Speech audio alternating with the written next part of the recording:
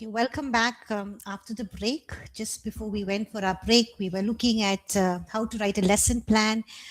We were talking about the main teaching contents. Just a minute, please. Yeah. We were talking about how to write the teaching content of the lesson plan, and it's important that we just not narrate stories or narratives from the Bible to children, but it's important that we bring out important truths that are there, and also deeper truths that are there in the Word of God, and also the theology. So I gave you some examples. Just like to give one or two more.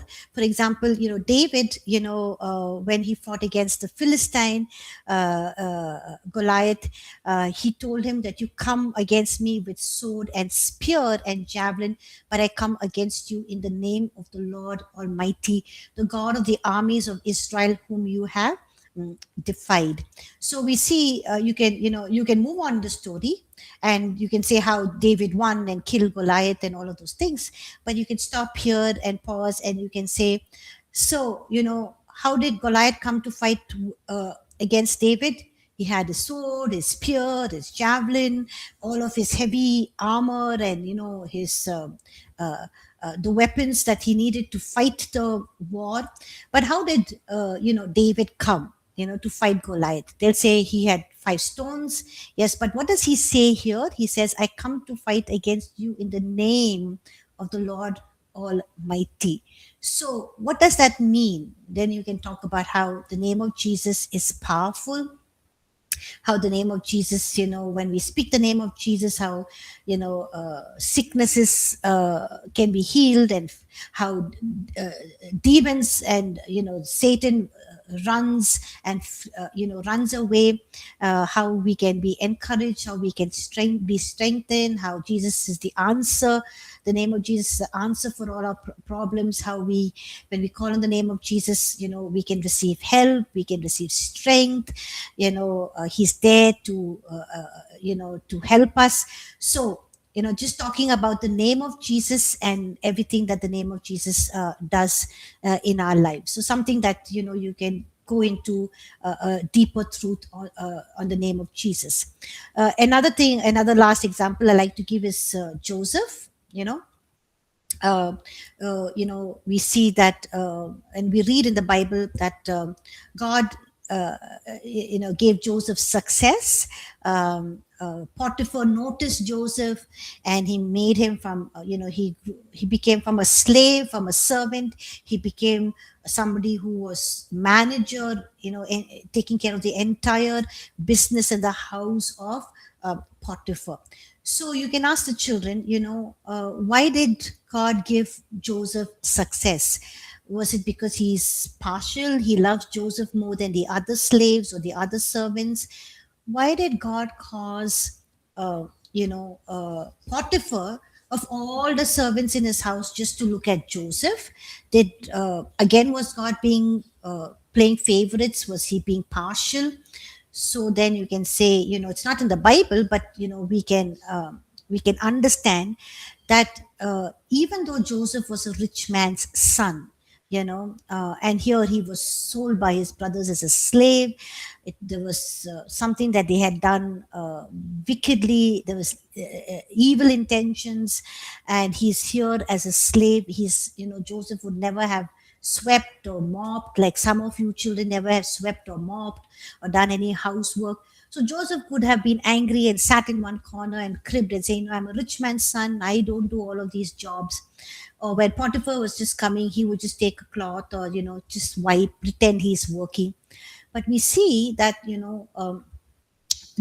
why did God give Joseph a success is because what we understand from the Bible. I'm just telling this to you, but you don't tell all of this to the children. But it was because God saw Joseph's attitude. What was Joseph's attitude? It was not one of, oh, my brothers treated me badly. They did all this evil to me. They sold me as a slave. I'm not a slave. I'm a rich man's son. I've not done all of these works. I will not do it. Like some of us say, when our parents ask us to help, we don't want to do it. When they ask us to clean our room or study, we don't want to listen. We don't want to obey. But we see that Joseph quietly did all of this, his work. And when God saw his attitude, that is when God gave him success.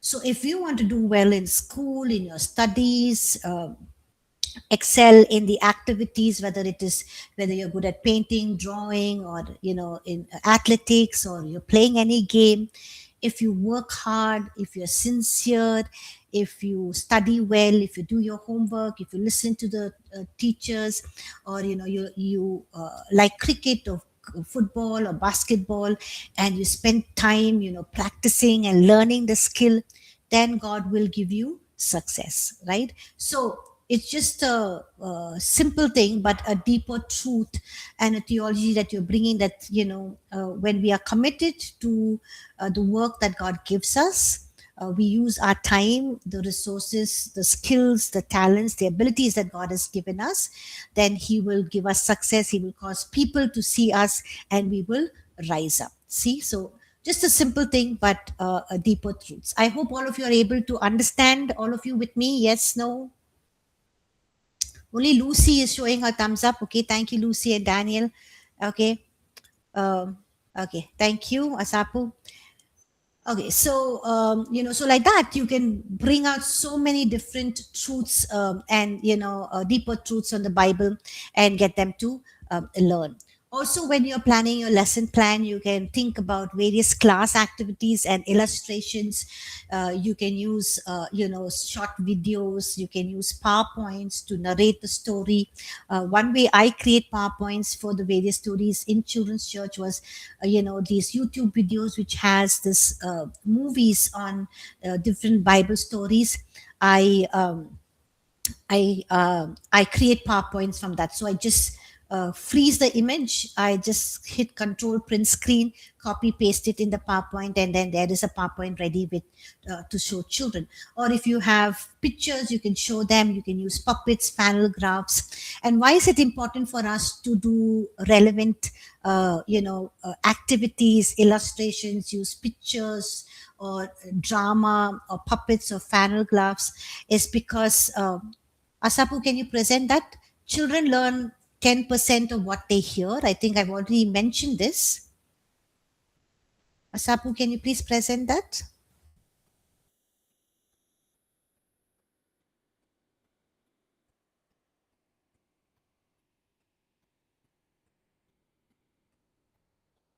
Asapu?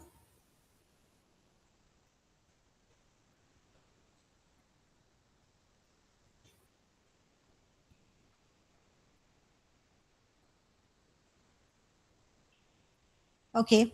I'll just go ahead. Uh, can anyone unmute their mics and tell me what's happening in the online class, in the in-person class, please? Okay. Thank you, Asap.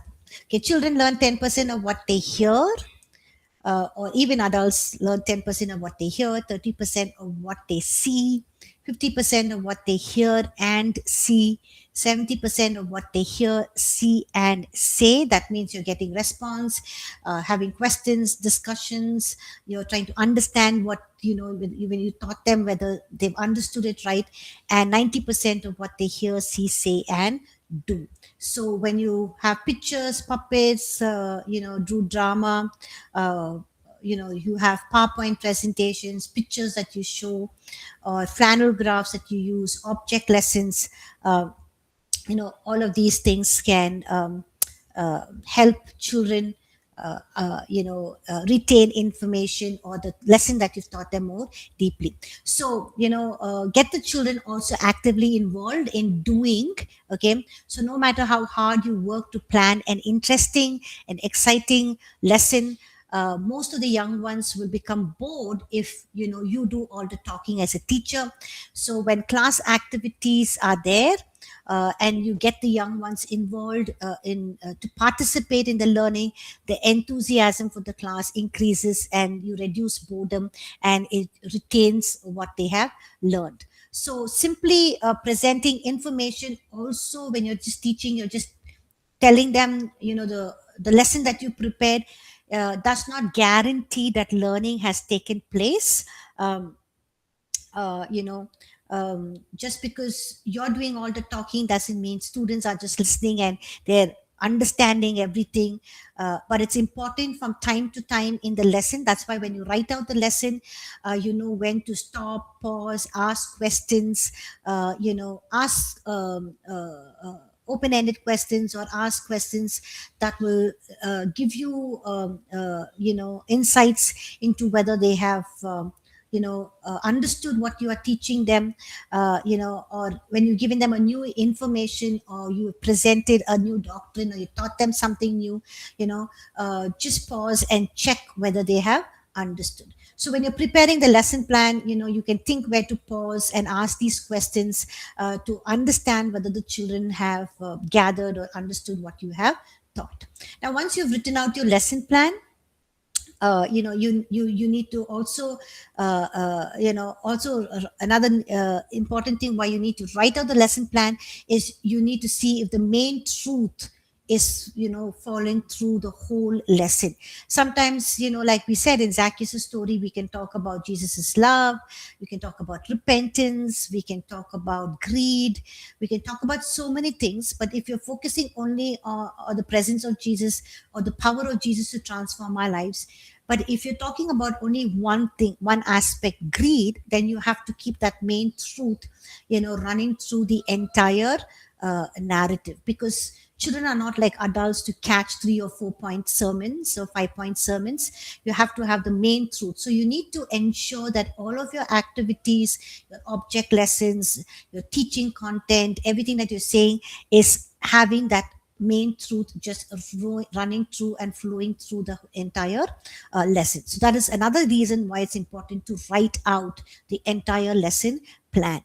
Also, another reason is when you write out the entire lesson plan, you'll understand, oh, this is too big for me to finish in one class or two class. In that case, you will know where to stop, where to bring about a conclusion, where how you can help them to apply what they have learned. Okay, so you see how important it is for us to write a lesson plan, and so that we can keep it engaging for them. Now, once you've written the lesson plan, it's important that you prepare well. The next slide, please. It's important to prepare well for the lesson. Okay, so there is no substitute for a well prepared teacher. Classroom control could improve significantly in most classes, through effective preparation. So if you are spending adequate time preparing, it means utilizing the time that you spent in preparing to become more productive. Okay, so children will enjoy the class. Can you put the next slide, please? Prepare well. Yeah. Children will also enjoy the class when you're prepared well. They will learn, they will receive, they will soak in most of what you are teaching them, and they will also be motivated to learn. Now, a good thumb rule for preparation is, you spend no less than 4 times the length of your teaching time in preparation. So if your teaching time is 30 minutes, you spend 4 times that means 2 hours. Okay, so you plan to spend no less than 2 hours in preparation, and if the topic is difficult and more detailed explanation is required, you will want to spend more time in preparing. And if you have listened to my the first lecture, you will understand why you need more time in preparation.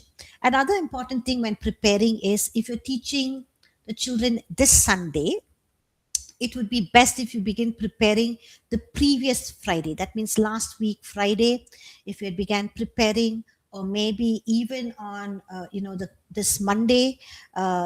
If you had begun preparing, it'll help, because it's good to prepare 1 week in advance. Why? because when you come across any story, incident, object, then you can think, oh, I can use this.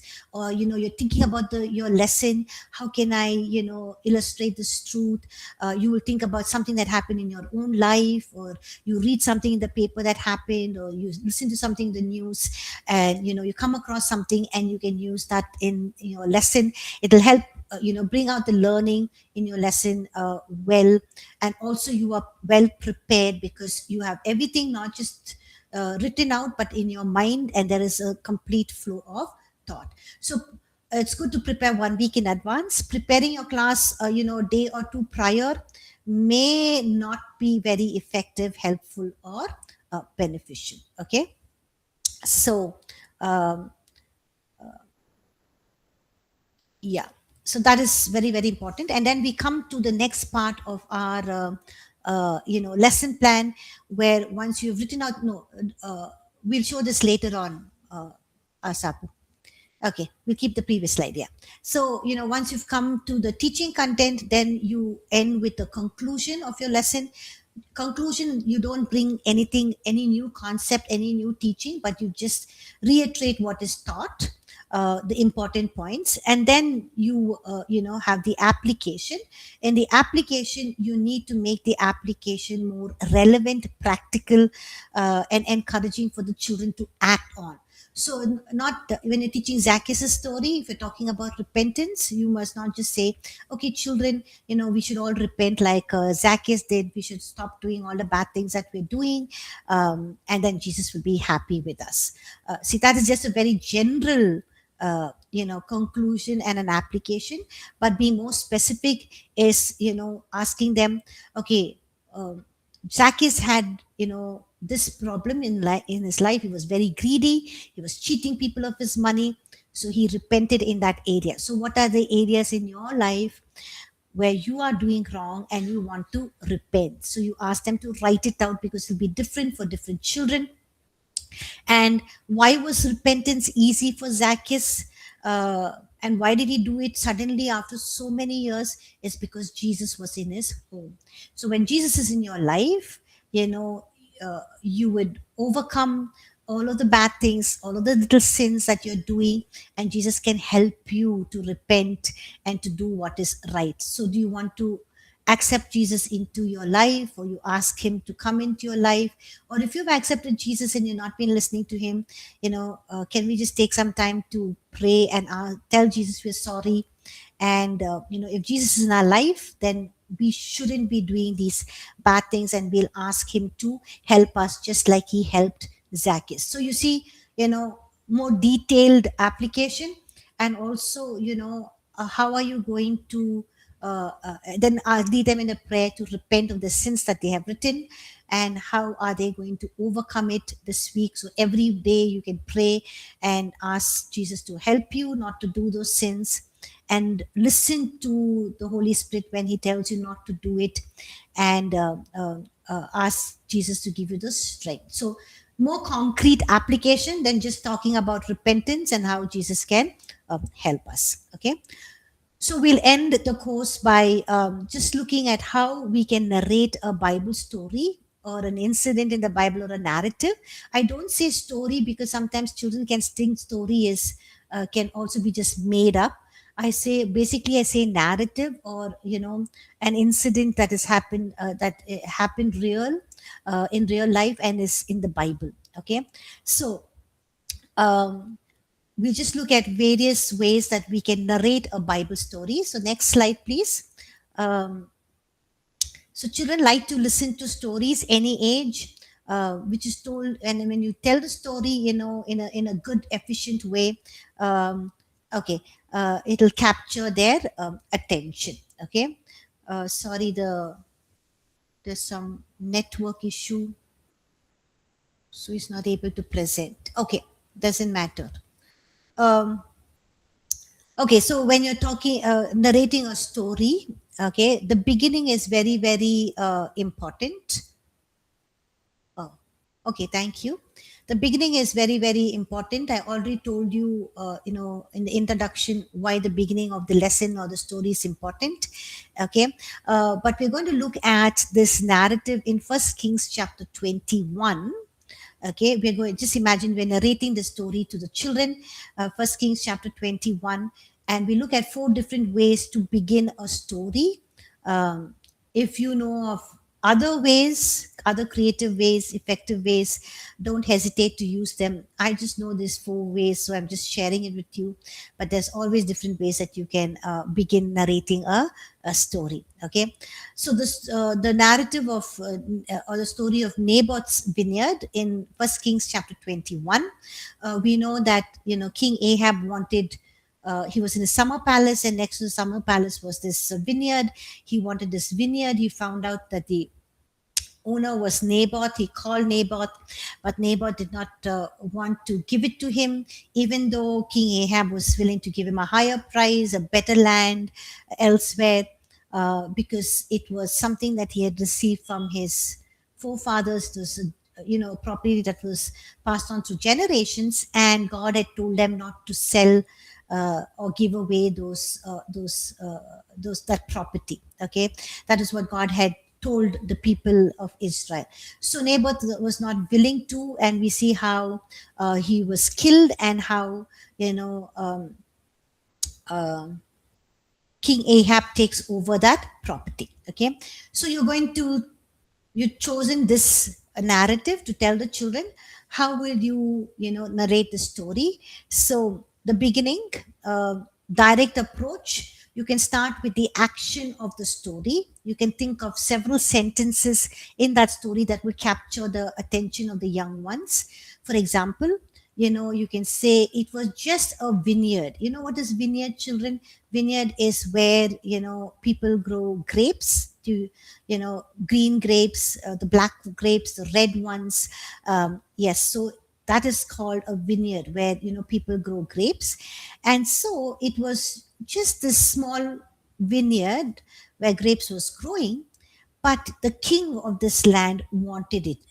And why did he want it? Because it was right beside his summer palace. And the king thought about it, and he thought about it. um, why was he thinking so much? Because he had a big problem. What was that problem? Does anyone know what the problem was? The vineyard did not belong to him. So, if you're teaching a well-known story, then you don't give away the main characters at the beginning. So if you looked, I said a king, I said a vineyard, it belonged to somebody else. I didn't say Naboth, I didn't say Ahab, you know. But if you give away all of the names at the beginning itself, then you would have to cope with children saying, we know that story, we heard that story in school, and I don't like it. Can you tell us some other story? Or they'll not just be interested. Okay. So that is one way you can begin narrating a story. The second way is by question method. You can just ask a question which is related to the story, uh, or a Bible truth that you're trying to bring about to that story.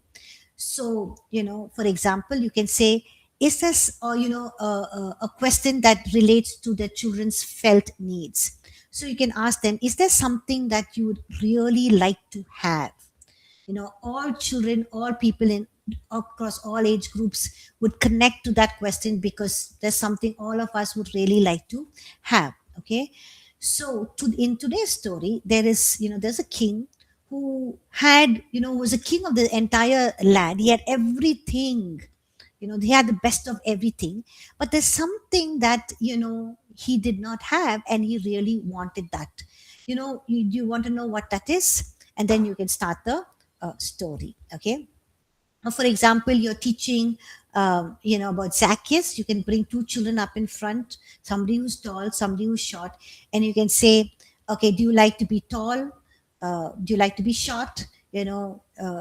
If you're tall, what are the things that you can do being tall? If you're short, what are the things that you can do being short? And then you can say, okay, today's story, you know we listen to a person who was very short, and he could not see somebody who had come to his town. So let's see what he did. So just through question, approach you are beginning the story. Or you can even start with an exciting part of the story. This is like the flashback. The exciting part of the story is like the flashback approach. When you begin with an outstanding part of the narrative or the story, and then you go back to the beginning to tell how it happened. So in this case, you can say, you know, this person had lots of money, lots of servants, good food, the best house and the biggest house in the land. And you know who he was? He was the king. And because he had all of these things, what would you expect him? How would you expect him to be? The children will say, very happy. Yes. But look at him. He was sad. He was upset. He was angry. He just stayed in his bedroom and he was just sleeping on his bed. He was not eating. And because he was sad and not eating, all of the servants and everybody were not eating. And they were also very sad. Now, why do you think this king who had everything, why do you think he would be so sad and angry and upset and not eating and sleeping on his bed? Okay, let me tell you what happened. So, this is like the flashback approach. You start with some part of the narrative and then you go back to the beginning. Or you can also begin the lesson with an illustration, but the illustration has to be very short because you have the entire story and then the teaching content and everything else.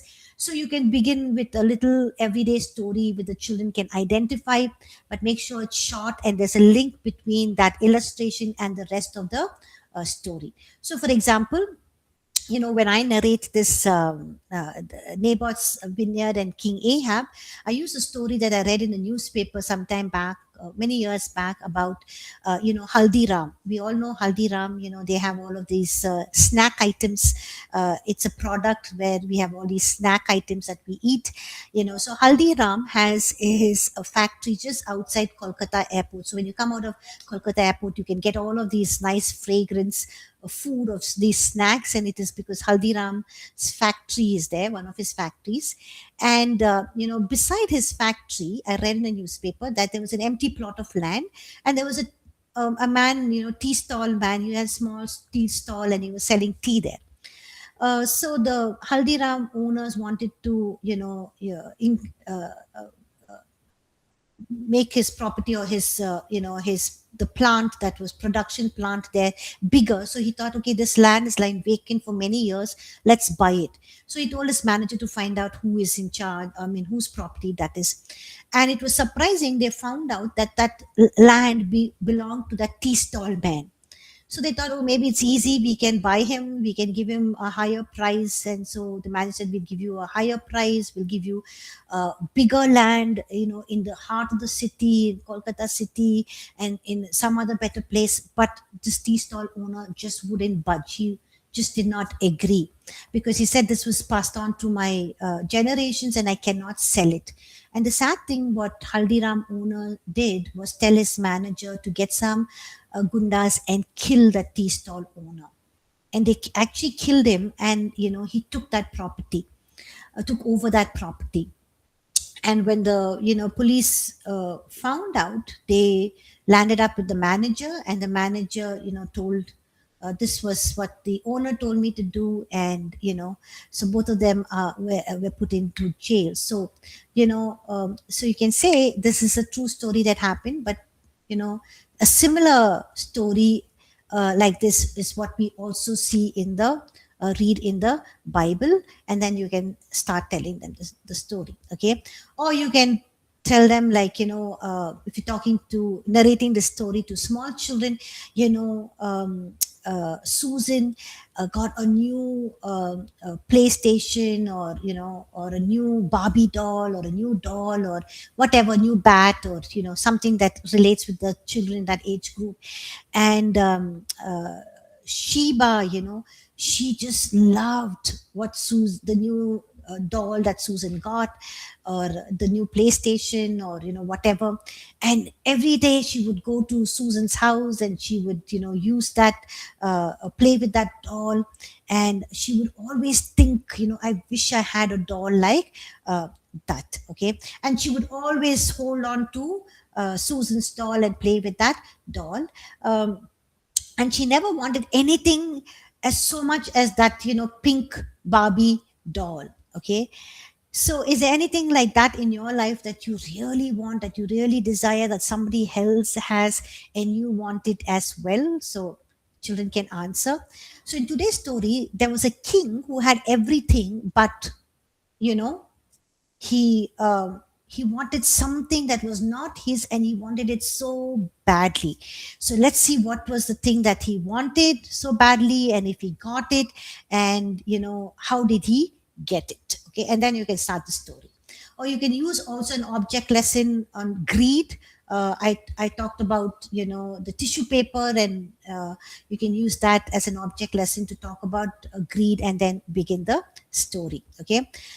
um, the next one, when you're narrating the story after beginning, is progression of events. Now, this is the main part of the narrative. So it is important that you list out in sequence all the things that the whole narrative of the story that is going to happen one after the other. Okay, why is it important to list it out? Because sometimes we can forget, and we can say, oh, I forgot, Queen Jezebel, um, you can say Queen Jezebel killed Naboth and told Ahab, go and take that property. And then when you come there, you can say, and Ahab goes to the vineyard and is very happy he got the vineyard, and then you can say, oh, I forgot to tell you, children, that how Queen Jezebel killed Naboth. She wrote letters, so you can go back and forth. And for adults it's easier for us to catch, but for children it's important to have a trend of thought and a sequence of events in progression, so that you don't miss out anything important. So I've just listed out the next slide. Yeah, so all of these things, just listed out everything. So it's important to keep all of this in your mind, so you can narrate the story and have a flow, and there is clarity. And it's very easy to explain to the children. Now, after you narrate the entire sequence of events in the story, you come to the climax. Now, the climax is the high point of the story, where all the events of the story have led up to. This is where the hero wins, or the problem is solved, or the mystery ends. Okay, so here in the climax is where the young one's interest is at its peak, and you need to satisfy their curiosity or the suspense that you build up, and all of that, the plot that you have built up so far. So the climax of the story of Naboth's vineyard, there can be two climaxes.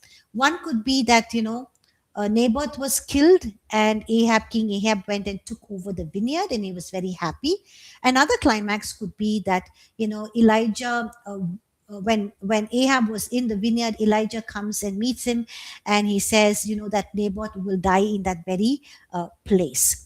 So you need to work on which climax you want to choose, and then you need to work narrate the story likewise.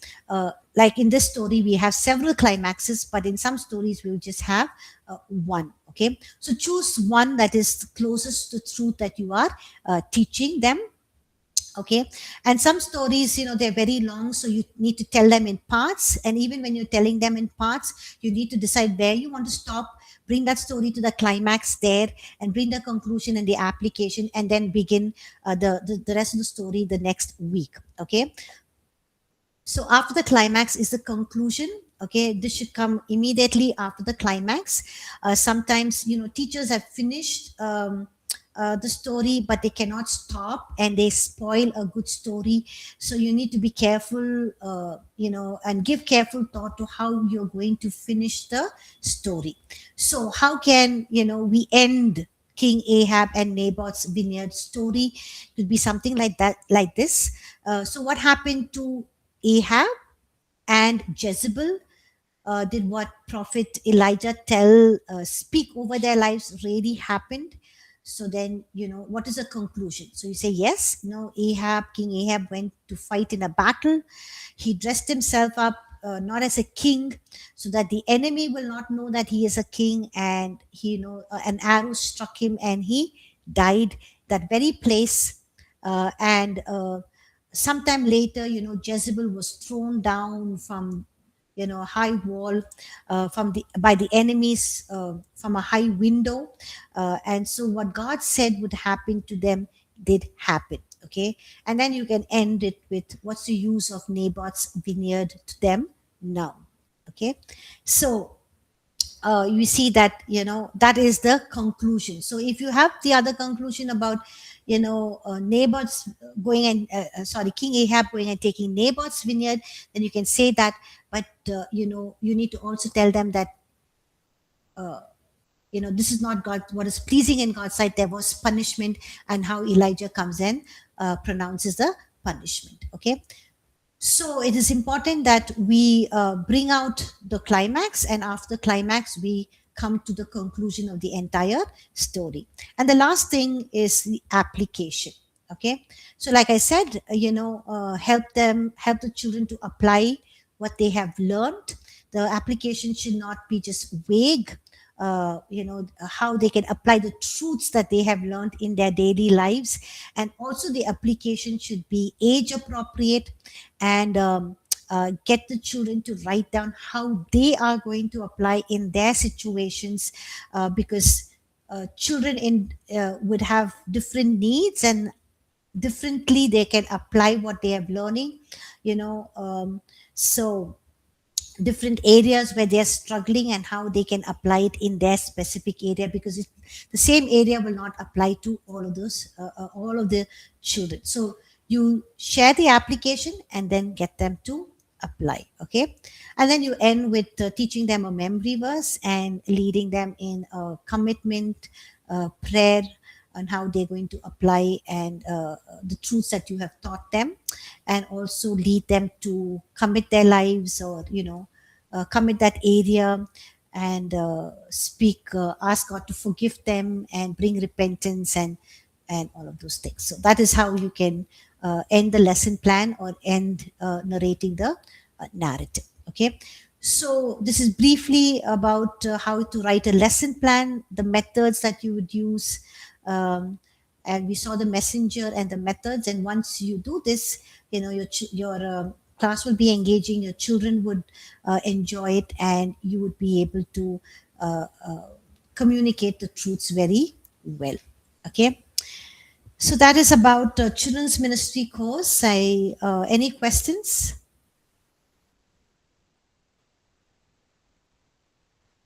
So if you look at our children's curriculum, all the topics for all the three levels that I've written, we have written 7 lessons in each level, and each of the lesson plans is written out detailed, everything explained, whether it's attention getter or object lesson. So the teacher just has to read and go prepare, and just go and teach it to the children. Yeah. So anything on lesson plan? All of you there? Okay. Yes. Okay. So I hope the children, if there's no questions, I hope the children's ministry course and classes were useful and helpful. Um, Thank you all for joining this course. And next week onwards, Pastor Sam Matthews will take the course on youth ministry. We'll have this another assessment. Okay, assessment 2. When do you want me to give the assessment 2? Is it okay if I give you sometime? Is it okay if I release it on 27th of March, and you can give it on the 28th? 27th is a Saturday, and you can hand it in on 28th. Is that fine? Because I'm just a little busy with writing the 20 lessons for our kids conference, our VBS, which I need to give them like next week. Okay. Sunday night? It's okay, sister. Okay. So do you want me to post it on a Saturday, so you have Sunday to night to give it? Is the weekend helpful? So if I post it on 28th, you can submit it on 29th of March. Is that okay? Yeah, 12 o'clock. Yeah, midnight, 11:59. Yes. Is that okay? 28th is a Saturday. I'll post it on a Saturday or should I post it on a Friday? And you submit it on a This Friday is better. Friday, Friday. sister. yeah, Friday, and you submit it on Saturday. Is that fine? Okay. Okay, since most of you are saying Friday is better, okay, fine. So then I'll post it on 27th of March, and you can submit on 28th. Okay. Okay, thank you everyone for joining this course, and God bless you. And as those of you are using you're in children's ministry, I'll post the remaining documents on what I have taught, and I hope it will be helpful for your children's ministry. If anything that you want, personal help or our curriculum, you can please feel free to reach out to me. Okay. Thank you all. Yes. The Thank you, curriculum and all we sister. can see on APC app.